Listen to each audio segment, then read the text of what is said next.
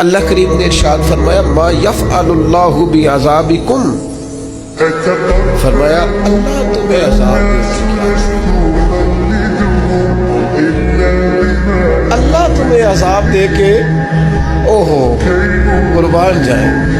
मालिक चाहता नहीं कि तुम्हें, अल्लाह तुम्हें अज़ाब दे के क्या करेगा, इन शकर तुम व आमन तुम, अगर तुम शुक्र अदा करो और ईमान ले आओ। अगर तुम शुक्रगुजार बंदे बन जाओ, मोमिन बंदे बन जाओ, तो अल्लाह तुम्हें अज़ाब दे के क्या करेगा।